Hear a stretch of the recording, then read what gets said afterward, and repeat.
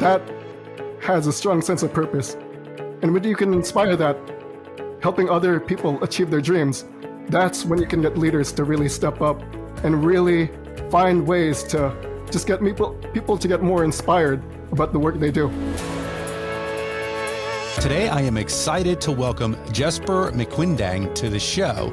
Now, Jessper is a leadership consultant who works with companies to literally in all phases of leadership. And so we opened a conversation with an interesting discussion of sort of an assessment approach that he takes with organizations, and talks a lot about we're all familiar with like Myers-Briggs and DISC profiles and different things like that. So we had some really interesting conversation about that and about trying to understand what makes people tick and how that can impact the work that we do and really how we interact with one another. Then we sort of pivoted and got into the whole idea of the remote, hybrid, in-person, organizations are doing this differently now. And so we sort of talk about how people, especially those who might be doing more of a hybrid approach, like how are they navigating that and how is it working? This then led into the whole idea of culture. And so like if people are working from home for quite a bit, like how do you maintain a strong company culture?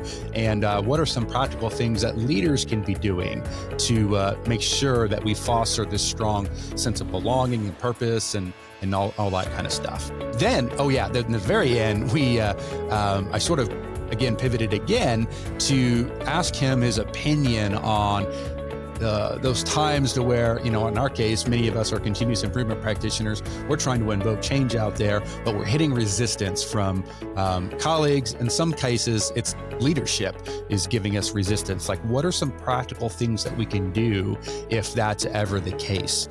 And Jessper had some good thoughts on that as well. So show notes can be found over at gembapodcast.com. Look for episode 536. And again, scroll down on the app and you can connect with Jessper and all his social media platforms, and thank him for coming on to the show. Okay, enough from me. Let's get to the show. Jessper, welcome to the show. How are you? Ron, I'm doing well. I'm excited to join you today. How are you doing? I'm doing great. Where are you calling in from? I'm calling in from the Los Angeles area. Oh, okay. All right. Not much traffic, anything like that. Everything's pretty calm, I wish it was that way. Yeah. Oh my gosh. I love going there, but boy, oh boy, I suppose I don't know, do you get used to it, or is it just something you just kind of learn how to cope with or plan accordingly? I don't know. I mean, rush hour is rush hour. Yeah. I mean, you'll get there eventually, but I mean, it is a pain every once in a while. Yeah. Oh my gosh. All right. Well, hey, Jessper, as you know, we like to get things going out of the gate with our guest sharing a quote. So what do you got? Sure. So I have a John Maxwell quote, and it is, "Helping others grow and develop brings great joy, satisfaction, and energy." And I'll share that again. Helping others grow and develop brings great joy, satisfaction, and energy. And that's from John Maxwell. What's that mean to you? It's just growing up in the world of continuous improvement. It's really encouraging others to really reach their full potential and see what they can do in the world. Yeah. It's all about people, right? It's all about people. That's right. So, all right. Well, hey, tell us a little bit about your background, Jessper. Tell us how you got into this line of work that you're into now, and tell us what that is. Absolutely. So I want to share a story, and it is an early memory from my mother. And she told me a few years back that when I was growing up, this was probably around age 5 or 6. When I was growing up, I said, when I grow up, I want to be a leader. Fast forward to today, it sounds all fine and dandy, but when you think about it, a 5 or 6-year-old, what does a 5 or 6-year-old know about leadership? But growing up, I realized all these opportunities just landed in my lap. When I went to college, I was just involved in extracurricular activities, for example, new student orientation and student government, where I just learned more about leadership. And then when I landed my first job right out of college, I actually became a supervisor and started leading a team and learned more about how I can serve others. And then from there, inspired by what I did, I went back to school to get my executive master's degree in leadership and just really gained a lot more knowledge and experience about that field. And then after graduating, I landed a internship for a management development program at a Fortune 500 company. So I have an academic and corporate background in leadership. And then just throughout the years, I've just gained so much about learning about continuous improvement, personal growth, professional development. It's really just inspired me to really take everything that I've learned, and wherever I go in this world, I'm sharing those best practices with others. So that 5-year-old boy who said he was going to be a leader, like, what do you think influenced that? Were there others in your family, like, who were themselves leaders at that time? Or like, it had to come from somewhere, right? Or TV shows you're watching, or what? It had to come from somewhere. Whenever I think about this, I grew up in the world of Nickelodeon, and then there was a character in the Rugrats, main character, Tommy, who always led everyone to adventure. And I think that's really what inspired my view of leadership at the age of 5 or 6. You had a cartoon character who really brought everyone's imagination to the forefront and took those steps to really call to adventure and see what's possible out there. So just growing up in the world of Nickelodeon, maybe that's what had influenced me. I'm still trying to figure that out, but it's a likely explanation at that age. Yeah. That's something else. I mean, that's why, in a way, it's like, be careful what your kids watch, but also let them watch, or experience things, because look at you now, I mean, if it was that, then good thing that you watched it, right? So, all right. Well, good stuff. It's just been an interesting journey overall. Yeah, it sounds like it. All right. Well, so I understand now, Jessper, that like in your current line of work, and the help that you're doing with other organizations, that you've experimented with different types of assessments, and obviously there's lots of different sort of personality quizzes and Myers-Briggs, and all different, everything in between. So tell us a little bit about your approach. Absolutely. Just over the years, I myself, I guess I've been a guinea pig in all these assessments.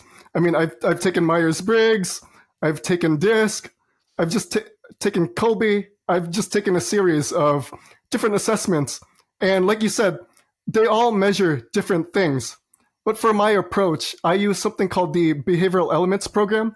And what it does, it really helps you understand what drives you in your decision making. And it's based on the elements. So that's air, water, fire, and earth. So for air, these are the people who just enjoy the sense of creativity. There's that metaphor where you throw spaghetti at the wall and see what sticks. And this is what would energize them. For the waters, these are the people who are driven to bond. They really value the relationships in their lives, at work and at home. Next, we have the fires, and these are the people who they see things as a competition, and that's not necessarily a bad thing. But for example, if you give them a sales goal, they are determined to crush it. Give them something to strive toward, and they're after it. And lastly, we have the earth, and these are people who are looking at ways to keep things organized and structured, because if everything's running efficiently, it's easier to really implement whatever projects or processes you have in place. And of course, every person has all these drives at the same time, but one tends to be more dominant than the other. And the approach I use is to really give a better understanding of what drives our decision making. Why does that matter?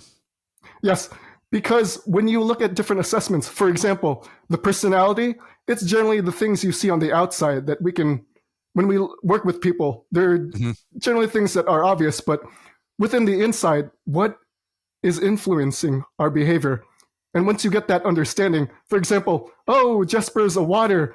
I know he's going to really enjoy the socials that we're playing at work. With that knowledge, you're able to just get a better understanding of what Jessper can contribute to those events. Or on the other hand, Jesper's a fire. we have a deadline coming up, and our sales, they really need to pick up. I know, as a fire, I know that he can really look at these numbers and try to really work on improving them. So let's give him a sales goal of reaching X, and let's see how well he does. And then with this understanding of what drives behaviors, you just get a better overview of how people can be more effective in the work they do. Yeah. Yeah, that's interesting. Yeah, we actually recently did the disc profile, and with our sales team, we were particularly interested in, there's some thoughts on like a high D, a dominant, they might be a good closer, but but it doesn't mean that someone who's more introspective or something that couldn't be a good sales professional. But like, do you see like with this air, water, fire, and so forth, that different characteristics sort of lend themselves better to certain career aspirations, or does it not really matter?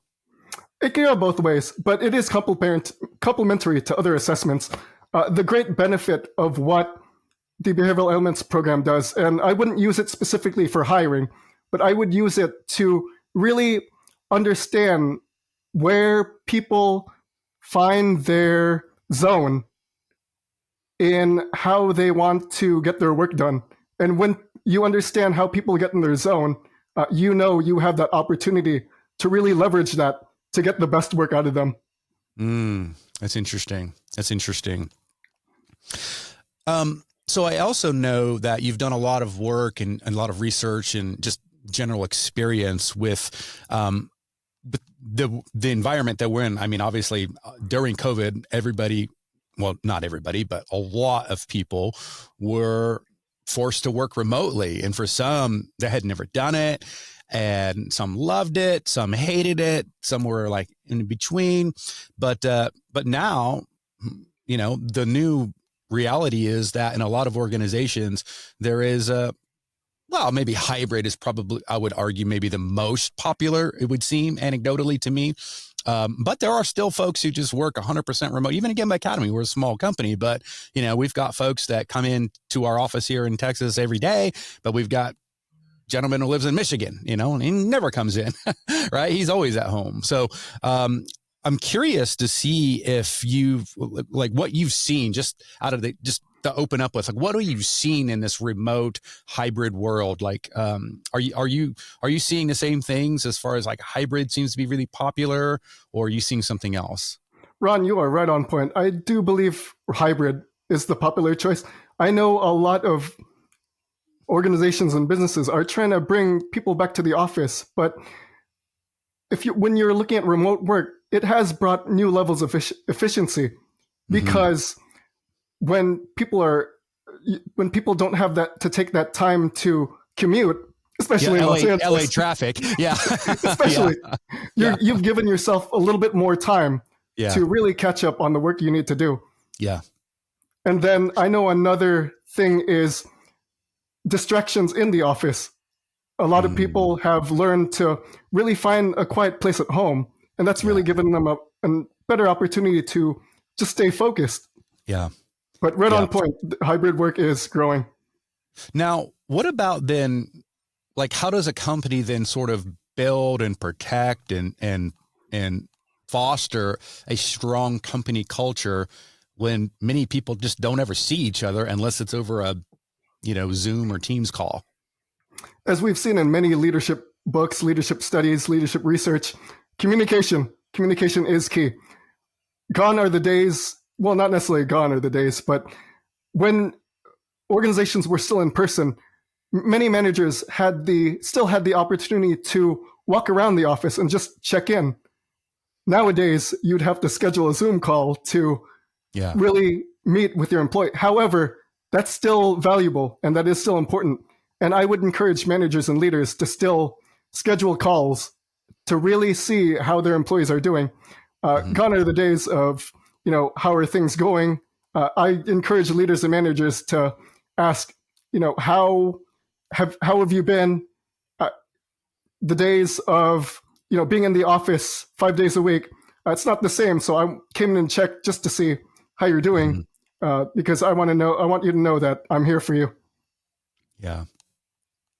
Yeah, we here at Gemba Academy, we have, again, there's a handful of folks, mostly in our content development team. They come into our office every day just because all of our equipment is here and that sort of thing. They just, in some ways, they just can't do it at home.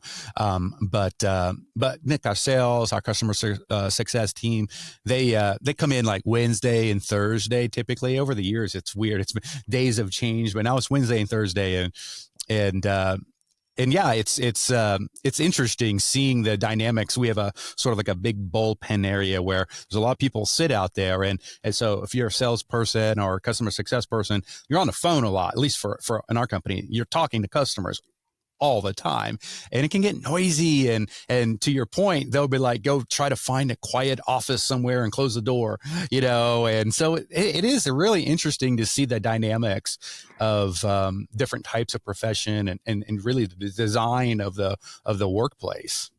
That's right. It's just changed, especially with the pandemic, just moving things around and just really influencing the way we work. Ron, excellent point. This dynamic, it's just interesting to see. But I'm just interested to see how it will look in the future as we adapt to this, this new normal. Yeah. Yep. Now, what about, let's keep building on the whole idea of a company culture. Are you seeing leaders change or make any sort of adaptations to their approach to, make sure that we're maintaining a strong company culture, aside from just communicating and make sure people are talking with one another? Oh, yeah, absolutely. For leaders, I would really encourage them to find ways to increase that sense of belonging. Because I know, especially with people working remotely, they don't get that face time. And in addition to that communication, you still want your employees to know that you're there for them. I know with many leaders, it hasn't been the same because they're not getting that same amount of interaction. And many leaders had to change their approach to be more present with their employees, and that includes different technologies like Slack, WhatsApp, different ways of opening up channels to really find ways to still connect with each other. So this sense of connection, it's changed, but I would encourage leaders to really find ways to improve that within their team. And then a sense of belonging. I was reading recent research, I believe it was Stanford University, where a team that really experiences a sense of collaboration and that sense of belonging is 50% more productive than a team that's not experiencing that same level of collaboration or belonging. So that really makes a big difference in employee productivity and engagement. Talk a little bit more about, like, when you say belonging, what does that actually mean? Sense of belonging, for me, I would say it's that sense that employees are really there for a mission that's bigger than them. For employees, there are organizations where employees feel like they're just showing up to work, but there's no sense of meaning or purpose. They go there for a paycheck. On the other hand, the employees who are there and they sense that mission, that vision, they really feel like they're part of something that makes a difference. And when you're part of something that makes a difference, you're working with others in your organization to really make that happen. And when everyone's working together, you have that sense of camaraderie and belonging. And again, when you have that inclusiveness, people are just more inspired and motivated to really make a difference in their organization. And that all comes from a sense of belonging within their organization and their team. So excellent question.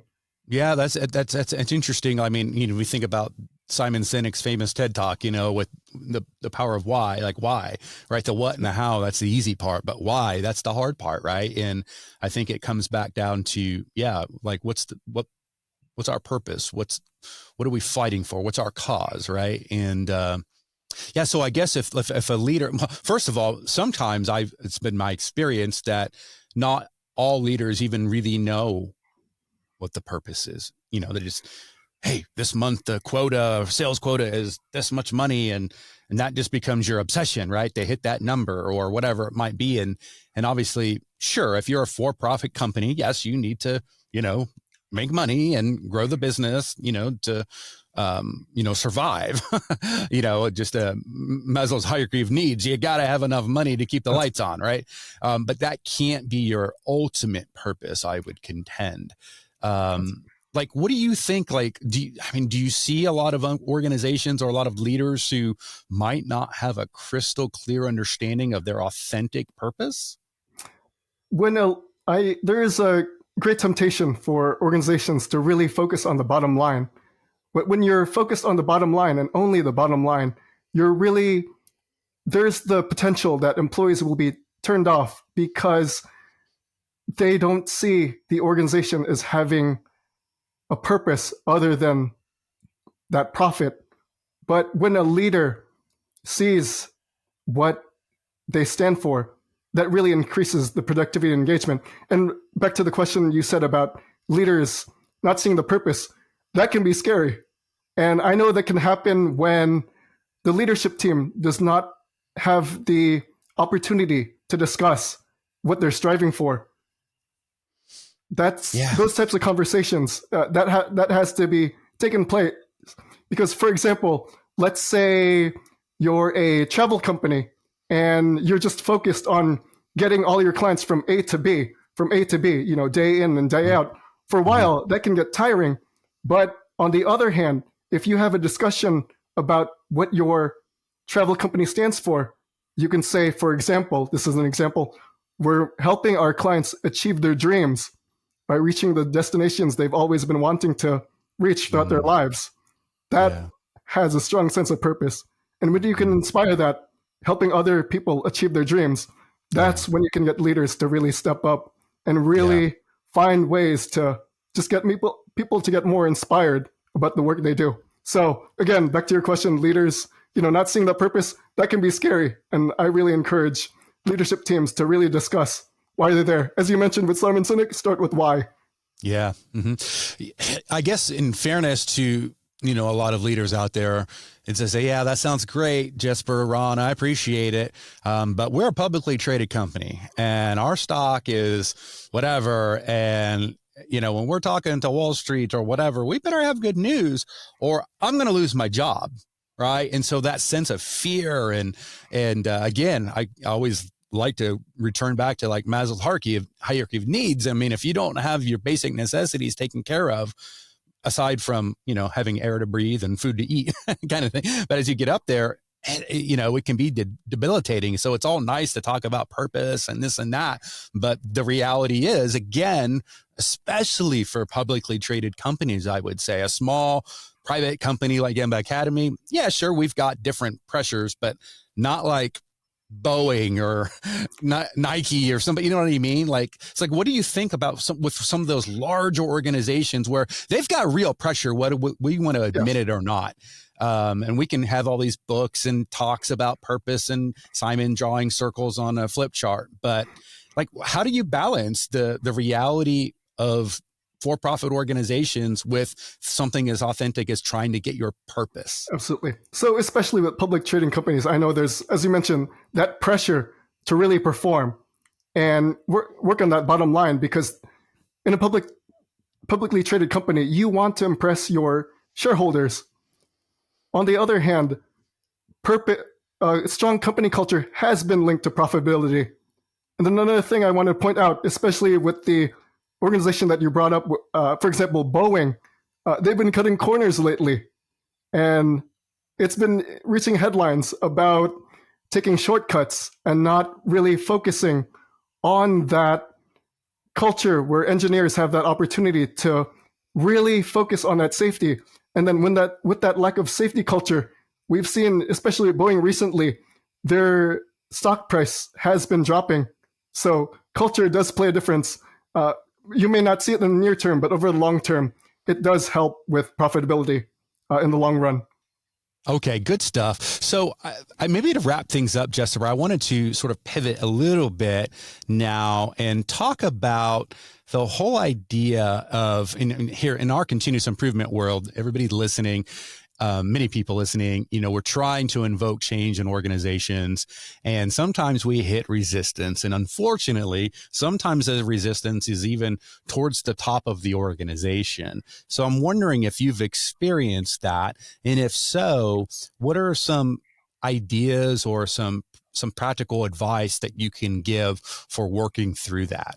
Yes. So actually, I've learned that there are generally three reasons why change is difficult to implement. So the first one is a organization that's established and there's just hierarchy, there's a lot of structure, policies, bylaws.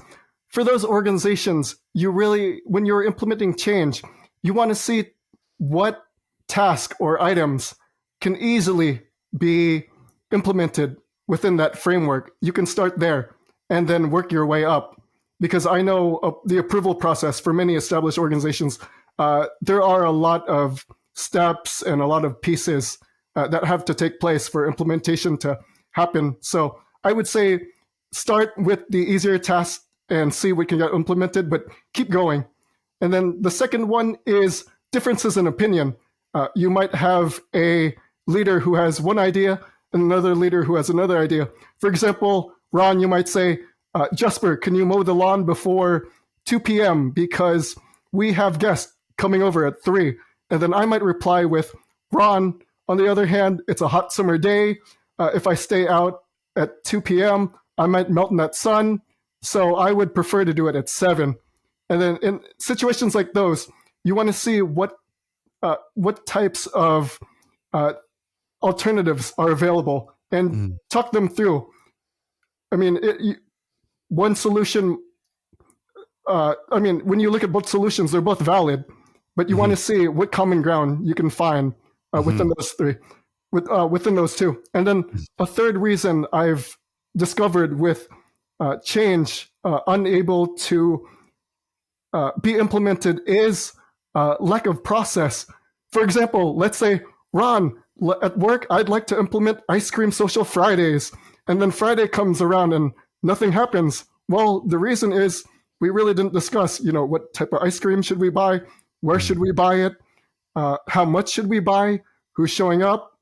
All those questions. It's that process itself. The idea, when you look at it, Ice Cream Social Fridays, it gained 100% approval and everyone wanted it. However, we didn't take the time to discuss what needs to be done. So in situations like those, have those conversations about what it takes to implement that project you have in place. So those are the three common situations I've seen when there's a resistance to change. So again, it is that difference of opinion, it is that hierarchy, and it is that lack of processes. So all things considered, when you work on those, you're likely to reach a higher level of embrace for change. Yeah. Yeah. And even our earlier conversation, when we were talking about sort of that sense of belonging and purpose, it probably works both directions, right? Like making sure that we've also made it clear the problem we're trying to solve, right? And why we believe that the things that we're trying to accomplish are going to be good for the organization. I've seen that a lot in the continuous improvement world, to where I remember one time back when I worked in an industry before Gemba Academy, I was in the financial controller's office, and he said, Ron, you continuous improvement people, you just deal with monopoly money. And I was like, and in some ways it was accurate, because there would be many things that we were doing that, ultimately didn't really benefit anybody. It was just sort of wallpaper, and, but there were times to where we were doing things and might not have immediate impact on the profit and loss statement, but it was still the right reasons. And here's why. And we didn't always do a good job of that. So I'm curious, have you seen that as well, to where we've got to make sure that we tell our story well, and really explain the benefits? That's right. when it comes to the benefits, I know, as you mentioned, people want to see that. And it all goes back to discovering the benefits that are connected to those changes. You want to make sure that when you implement a new project or process, what effect does that have on the people? What effect does that have in the organization? What effect does that have on the department? Because when it's lacking that sense of value, people, like you mentioned, they're going to bring up that metaphor of monopoly money. And you really want to remind them that the project you have in place, it's really going to have a positive benefit for all those who are involved. Yeah, exactly. Good stuff. All right, Jessper. Well, hey, this has been a lot of fun. I appreciate you carving out some time to come on. Do you have any sort of like final words of wisdom or any parting thoughts? I do. So there is a mathematical equation that I like to share with people. I know our listeners today weren't ready for that mathematical equation, but it is dreaming plus doing equals innovating. Dreaming, I want people to really take the time to come up with new ideas, stay innovative, and as the metaphor goes, throw spaghetti at the wall and see what sticks. And then dreaming plus doing, take action, whatever those ideas are. I know when you have a lot of ideas, you don't know where to start, but really take the first step somewhere.